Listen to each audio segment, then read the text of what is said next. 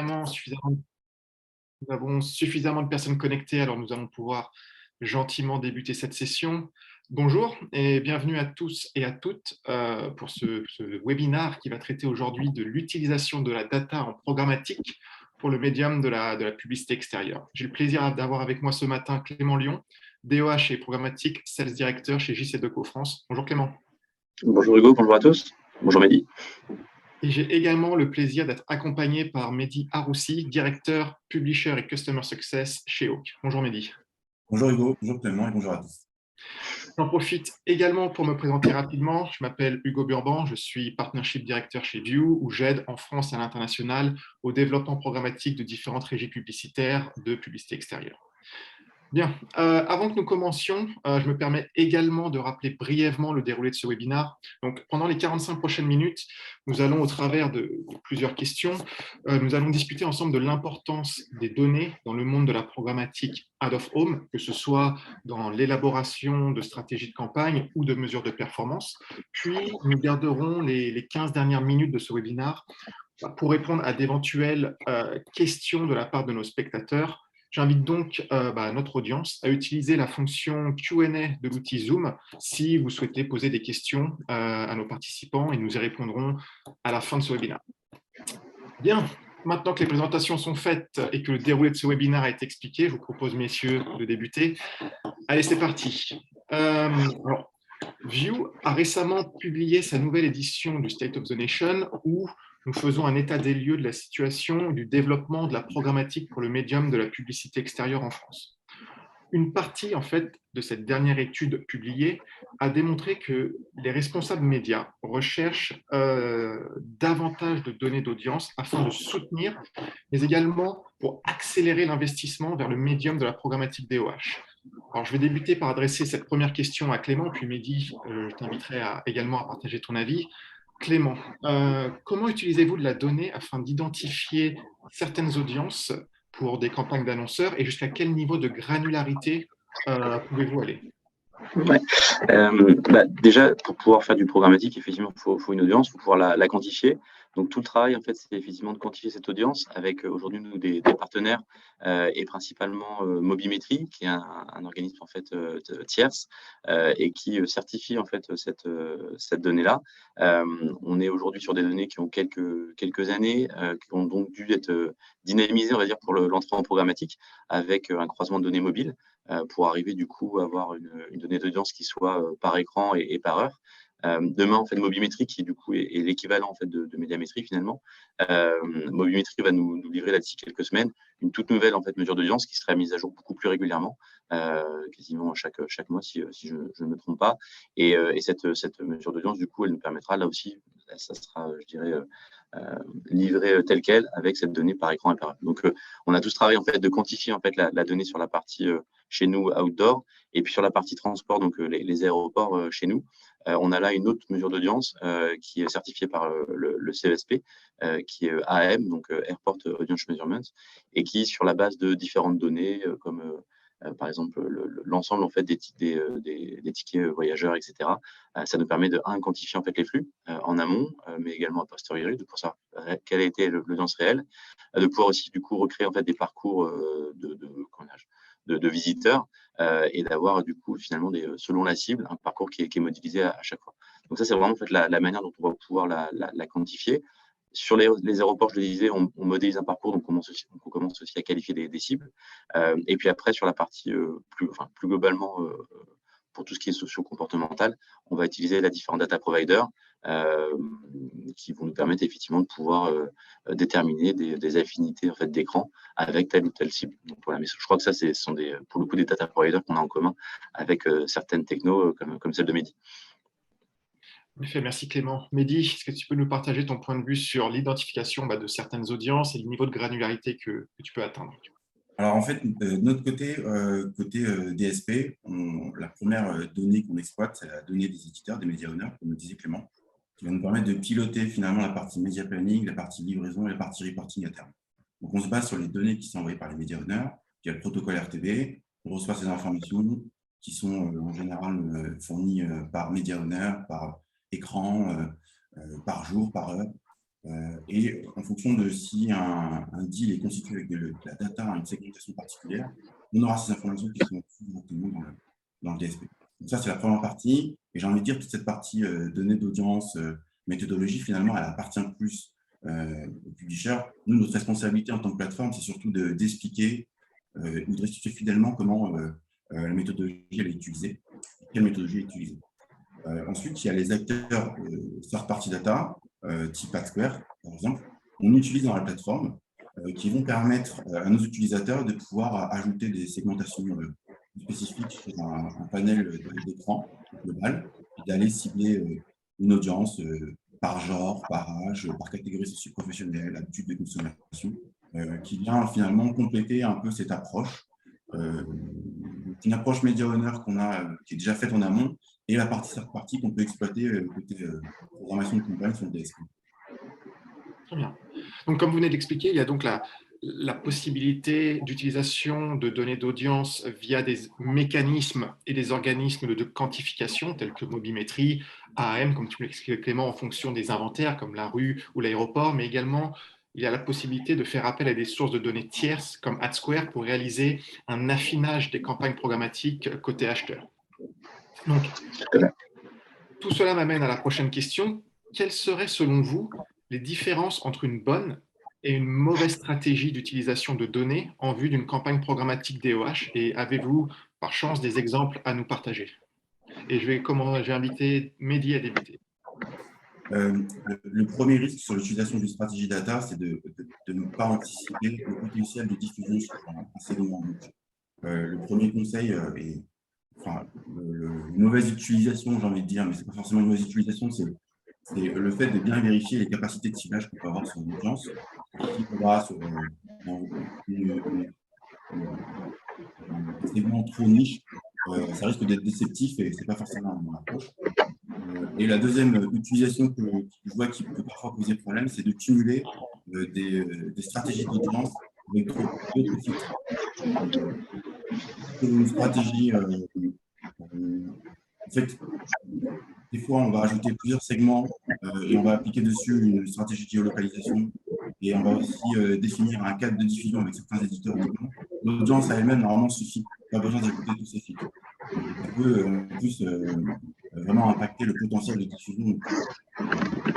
C'est clé de ne pas avoir cette approche.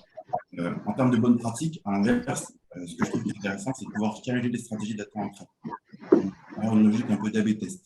De se dire, voilà, j'ai une stratégie data sur ce segment, une autre qui est appliquée, et je vais comparer, mettre en compétition un peu mes stratégies pour voir finalement quelle est la meilleure configuration en termes de... Clément, souhaites-tu compléter? Je pense que c'est déjà bien complet. Je n'ai pas été trader, donc je n'aurai pas la même expertise que Mehdi. En revanche, c'est vrai que, et peut-être c'est juste l'occasion d'enfoncer une porte ouverte, et c'est vrai que le levier programmatique, en fait, on ne cesse de le mettre en avant, ça permet effectivement beaucoup plus d'agilité, et je crois que c'est quelque chose qui est qui est très recherché. On sait que beaucoup de marques, de secteurs d'activité ont du coup aujourd'hui la possibilité d'avoir des campagnes qui sont stop and go, donc de pouvoir choisir à quel moment elles activent en fait une campagne ou elles la stoppent. Donc cette agilité, elle est très recherchée, et cette agilité, elle est aussi liée au fait qu'on achète une audience.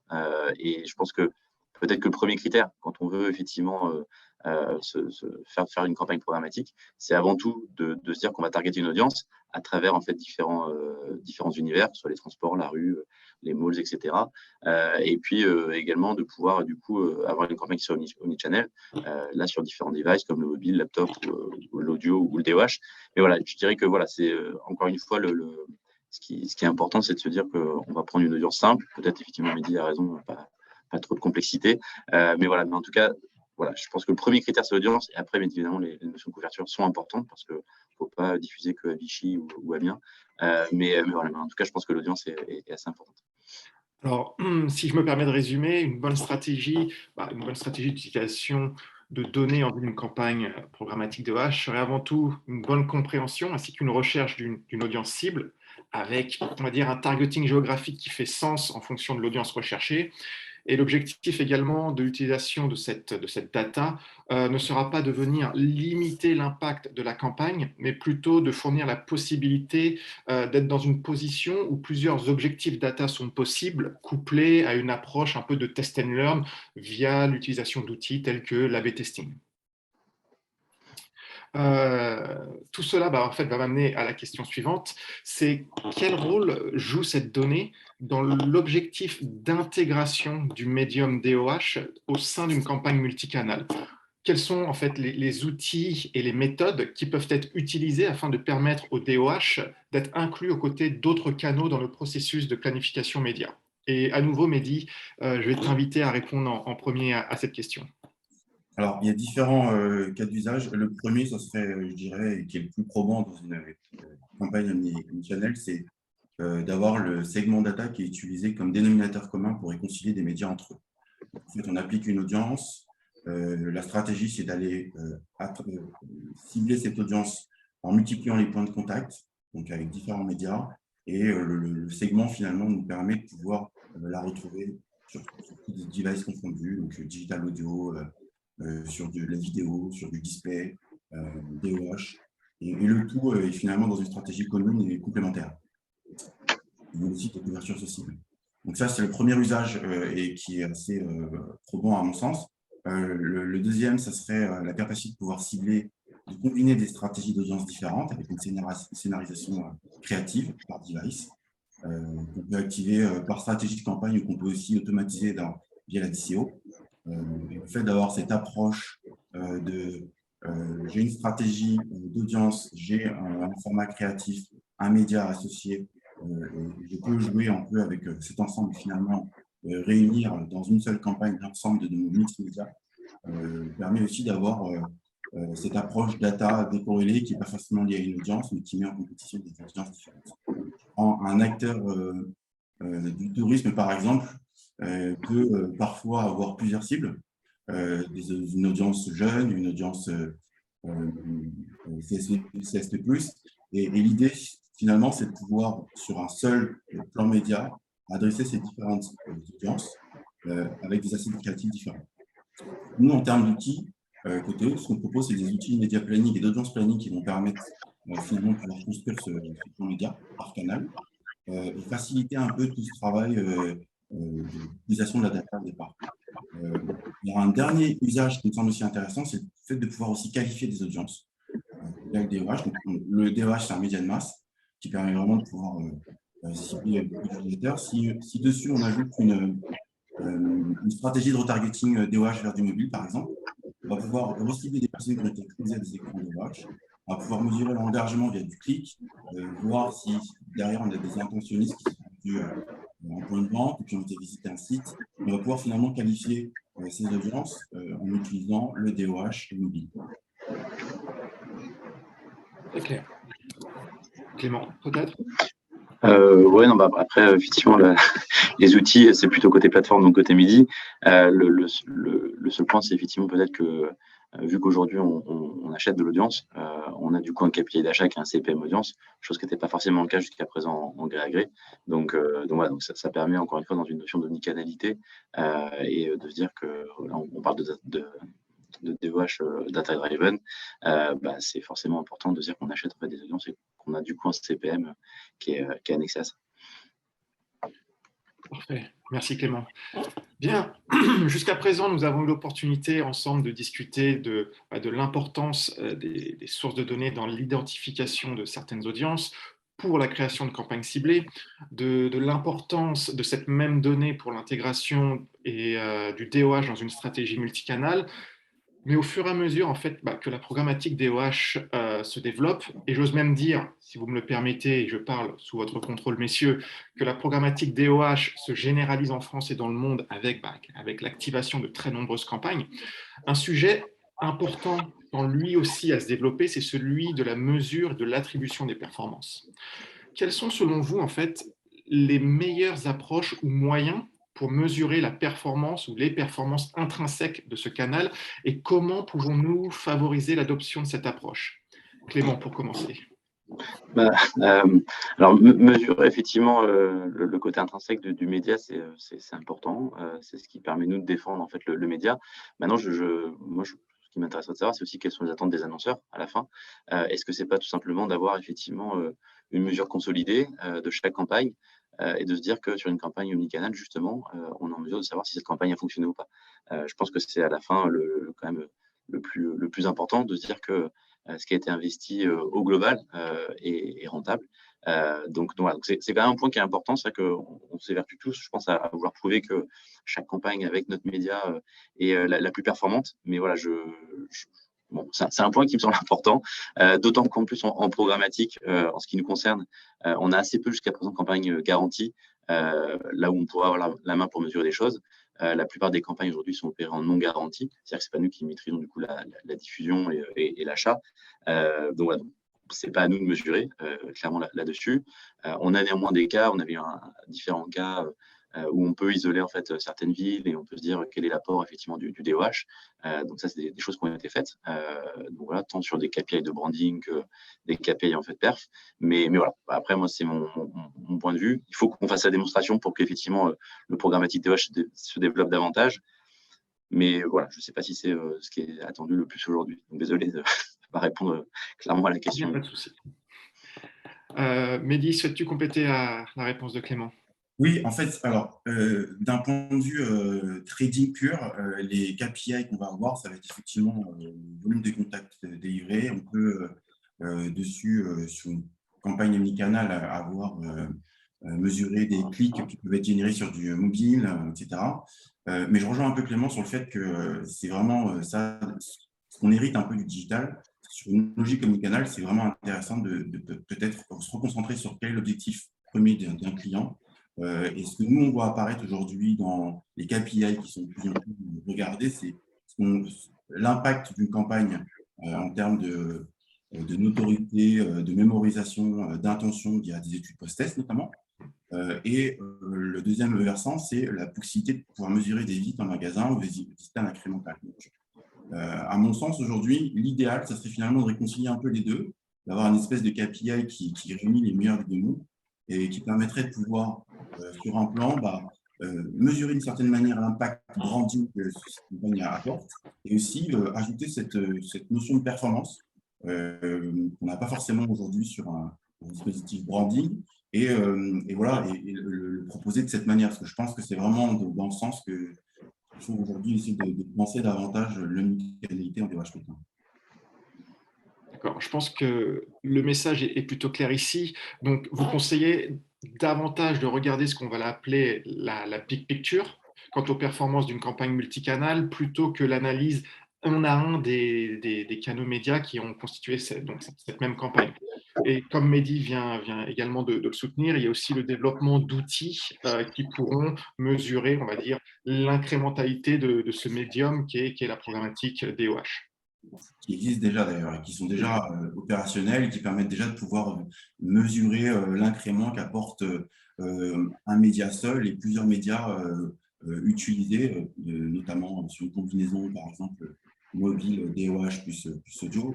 Quel incrémental cette combinaison de personnes qui ont été exposées aux trois permet d'ajouter sur un nombre de visites en magasin, par exemple.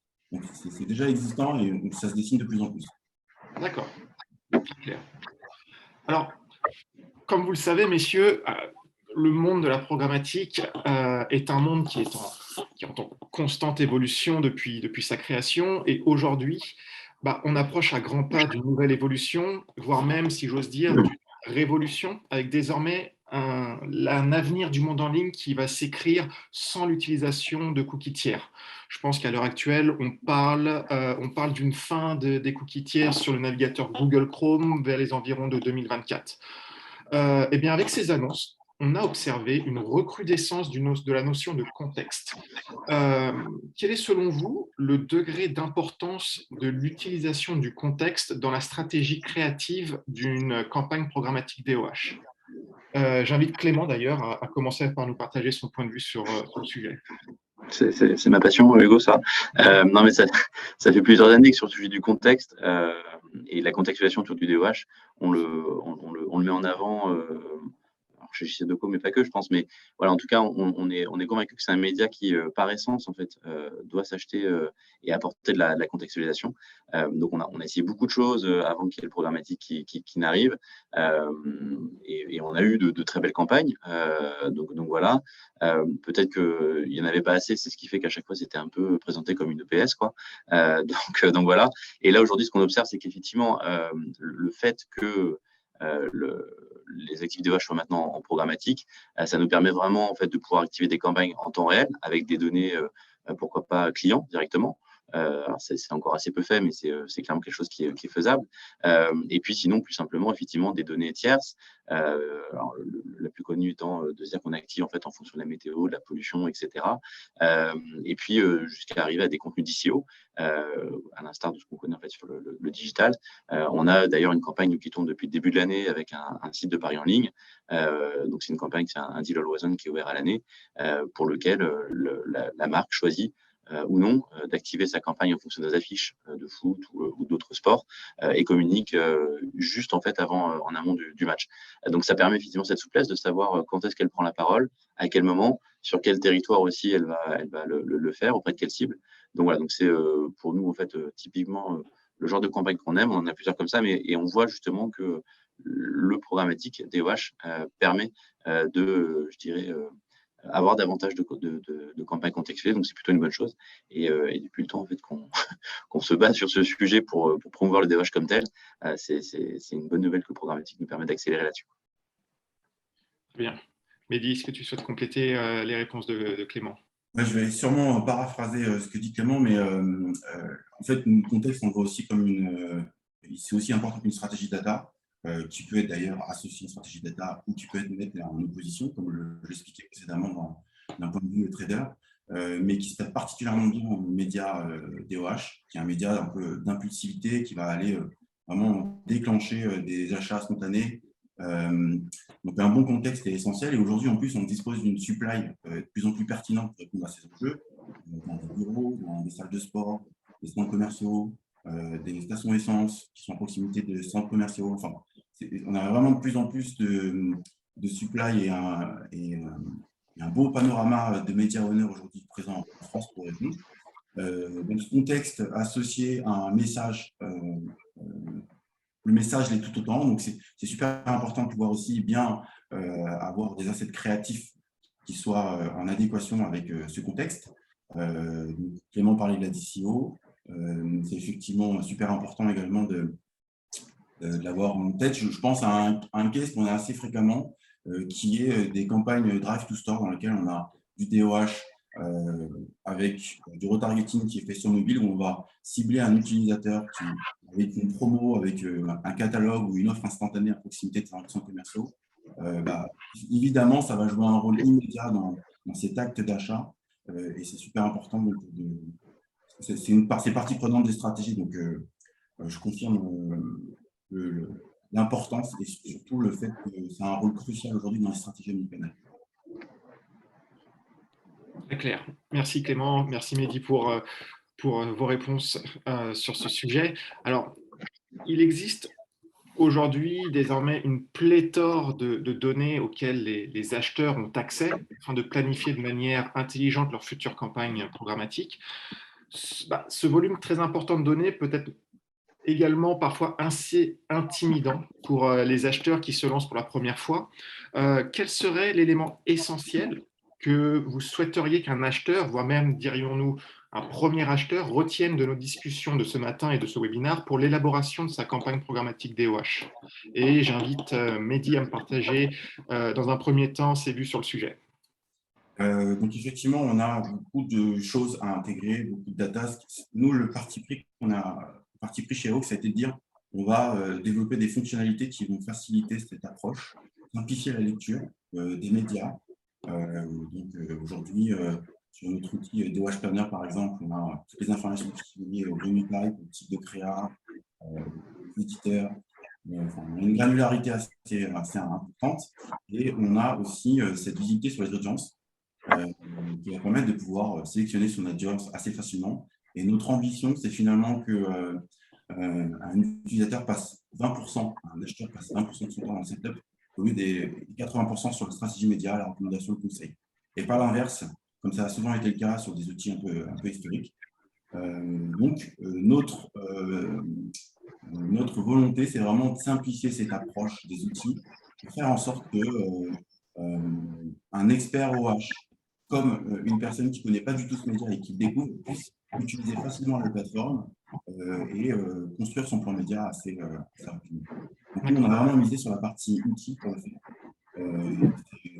C'est vraiment qu'on fait. Et d'ailleurs, ça ne s'adresse pas uniquement à des traders, ça va aussi s'adresser à des équipes conseils, par exemple, qui vont pouvoir piocher les informations qui les intéressent pour construire leurs recommandations. D'accord. Donc, rester simple en termes de config, pas se lancer dans le trop compliqué, essayer de capter un maximum d'insights que possible pour ces premières campagnes. Voilà, il faut que ça soit intuitif, il faut que j'ai envie de dire qu'on s'amuse quand on le fait. C'est un peu, déjà un peu, mais je pense que c'est vraiment l'approche qu'on essaie de donner aujourd'hui dans cette appréhension de ce nouveau média, dans l'utilisation d'une campagne DOH. Clément, quels seraient tes conseils pour nos acheteurs, voire même premiers acheteurs? Bah, ça revient un peu à ce que je dis tout à l'heure. Je suis un peu lourd avec ça, mais c'est effectivement de dire qu'on a l'habitude d'acheter du DOH avec comme premier KPI des notions de couverture, etc. Que là, effectivement, premier KPI, c'est d'abord l'audience, et après que cette audience, finalement, elle va driver l'achat en fonction des différents univers, en fonction aussi du contexte, etc. Donc voilà, donc c'est vraiment de se focaliser sur quelle est l'audience que je veux targeter, et après, effectivement, où, et de s'assurer derrière comme qu'il y ait une cohérence en termes de couverture. Mais voilà, c'est vraiment ce point-là qui me semble aujourd'hui important encore une fois, quand on parle d'une première campagne. Donc, adresser les bonnes audiences, cadrer géographiquement et penser à la contextualisation des messages. Exactement. Parfait. Merci pour ces réponses et précieux conseils quant à la bonne utilisation de données ou de data pour l'élaboration d'une première campagne DOH pertinente. J'espère que de nombreux spectateurs aujourd'hui auront également apprécié ces conseils. Maintenant, nous approchons à grands pas de la fin de cette première partie de ce webinaire. Mais avant que nous ne passions à la session de questions et réponses avec notre audience, je vais me permettre de vous poser une petite dernière question qui va clôturer cette première partie de ce passionnant webinaire. Pour cette dernière question, je vais vous demander de regarder vers le futur, messieurs, et je vais vous poser la question suivante. Que souhaiteriez-vous que les données au sein du DOH puissent réaliser à l'avenir? Mehdi, peut-être, pour commencer. Je vais rester dans la continuité de ce que je disais tout à l'heure sur la partie utilisation de plateforme et finalement outils pour aider à la création d'un plan média. Pour nous, ce qui ferait sens, ce serait, et c'est un peu ce qu'on est déjà en train de faire finalement, et ce sur quoi on va, c'est d'apporter cette connaissance data qui va permettre de finalement définir la meilleure stratégie omnicanale et de l'intégrer dans cette partie média planning pour qu'à terme, un utilisateur qui soit nouveau puisse être orienté, mais aussi pour quelqu'un qui a déjà l'habitude d'opérer des campagnes et qui automatiquement pourrait optimiser sur ce qui a déjà été fait pour relancer cette prochaine stratégie. Donc, c'est clairement automatiser un peu ce process d'activation média. D'accord.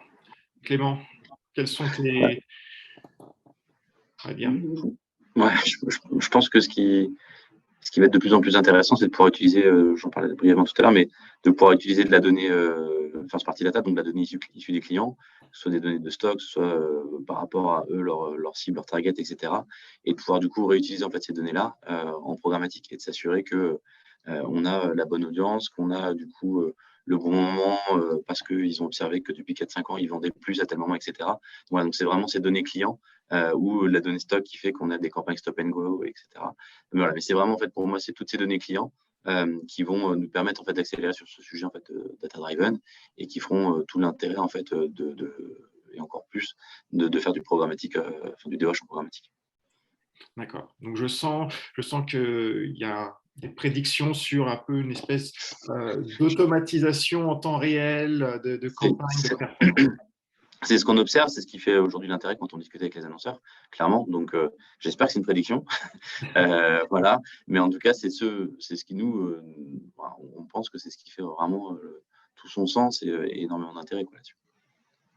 D'accord. Messieurs, Merci beaucoup pour vos réponses et pour avoir partagé votre expertise sur ce sujet. Je vous propose maintenant de passer à la seconde partie de ce webinaire qui consiste à répondre à notre audience, aux questions de notre audience. Alors, je vais regarder tout de suite si nous avons reçu quelques questions. En effet, nous en avons reçu.